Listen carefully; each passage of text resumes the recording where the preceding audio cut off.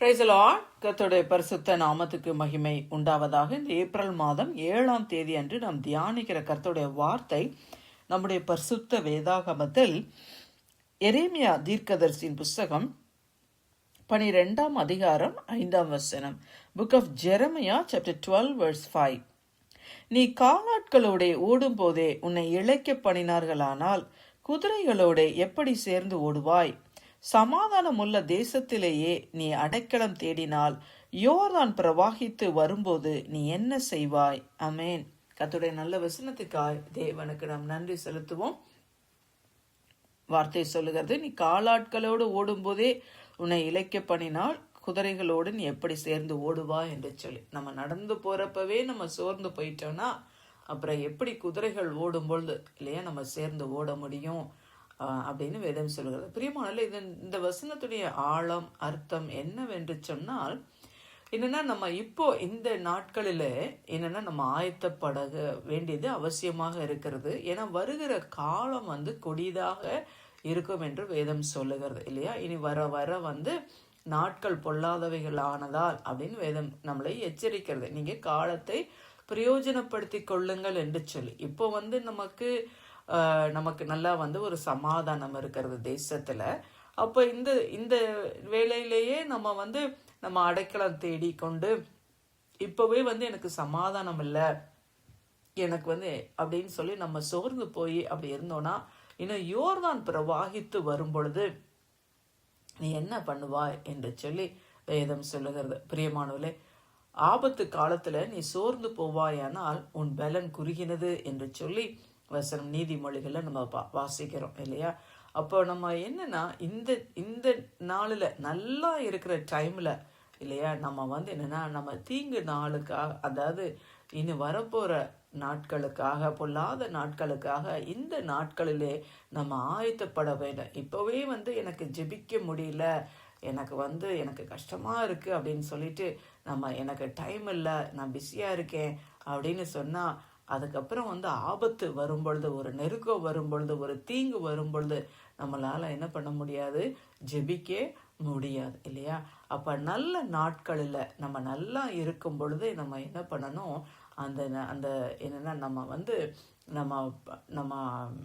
நம்ம தீங்கு நாட்களுக்காக நல்லா இருக்கிற நாட்களிலேயே நம்ம ஆயத்தப்பட வேண்டியது அவசியமா இருக்கிறது இல்லையா.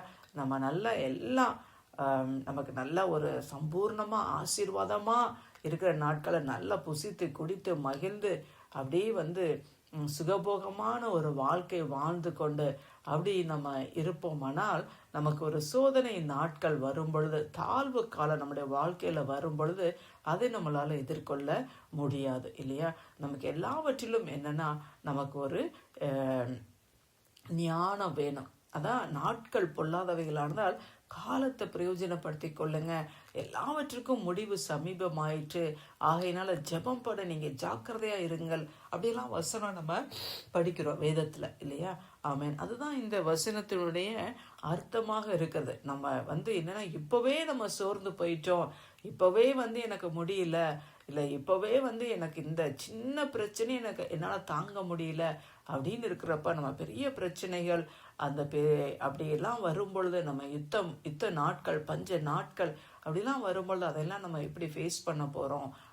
அதுதான் என்னென்னா ஆவியானவர் நாளில் நம்மளோடு பேசுகிறாங்க. என்ன அப்படின்னா, நல்லா இருக்கிற நாட்களில் இல்லை, நல்ல பலன் இருக்கிற நாட்களில், நல்லா நமக்கு எல்லா வசதிகளும் நல்ல சமாதானம் இருக்கிற நாட்களிலேயே நம்ம என்ன பண்ணணும், நம்ம அந்த தீங்கு நாட்களுக்கு நம்ம இப்போவே நம்ம ஆயத்தமாக நம்ம ஆயத்தப்பட வேண்டும். இப்போ இப்போவே எனக்கு நல்லா இல்லையா, எனக்கு நல்ல சமாதானமாக எல்லாம் இருக்கிற சூழ்நிலையிலேயே எனக்கு என்னென்னா சின்ன சின்ன பிரச்சனைகளை பெரிதாக்கி அப்படிலாம் நம்ம முறுமுறுத்து கொண்டு சஞ்சலப்பட்டு கொண்டு அப்படிலாம் இருக்கிறோம் அப்படின்னா நம்ம யோர்தான் பிரவாகித்து வரும்பொழுது நம்ம என்ன செய்வோம்?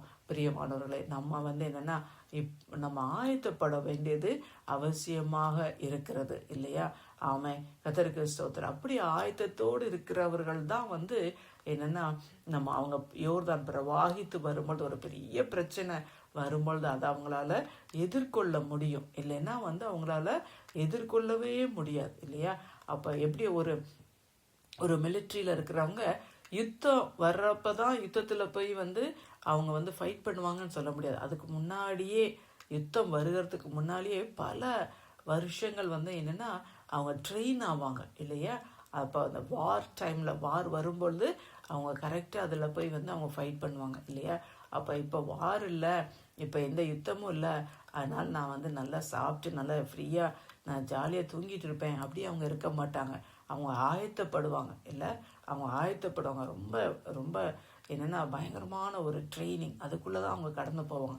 ஏன்னா எனி டைம் யுத்தம் வரும்பொழுது அதில் அவங்க என்னென்னா அதில் அப்போ தான் அவங்க அவங்களால அதை ஃபேஸ் பண்ண முடியும். அதே போல் தான் நம்ம ஆவிக்குரிய வாழ்க்கையிலையும் இப்போவே நம்ம ட்ரெயின் ஆகணும். ஆமாம் தகப்பனே, உண்மை நன்றியோடு நாங்கள் உண்மை துதிக்கிறோம், உண்மை ஸ்தோத்தரிக்கிறாப்பா. ஆவியானவர் எங்களுக்கு பிரயோஜனமானவைகளை கற்றுக் கொடுக்கிற தேவன் ஆண்டவரே. அப்பா ஸ்தோத்திரம் ஆண்டவரே. அப்பா நன்றி ராஜா. சமாதானம் உள்ள நாட்களில் ஆண்டவரே அப்பா, இந்த நாட்களிலே நாங்கள் அடைக்கலம் தேடிக்கொண்டு, இந்த நாட்கள் நாங்கள் சுகபோகமாய் வாழ்ந்து கொண்டு நாட்களை வீணடிக்காத படிக்கு ஆபத்து நாட்களுக்காக தீங்கு நாட்களுக்காக நாங்கள் ஆயத்தப்பட கர்த்தர் ஒவ்வொருவருக்கும் அந்த கிருபை கொடுங்க. ஆவியில் எப்போவும் நாங்கள் விழிப்புள்ளவர்களாக வாழ கர்த்தர் எங்களுக்கு உதவி செய்யுங்க. இந்த நாளை நீர் ஆசீர்வதிங்க. மீட்பரும் இரட்சகருமாகிய இயேசுவின் மூலம் ஜெபிக்கிறோம் நல்ல பிதாவே. ஆமேன் ஆமேன்.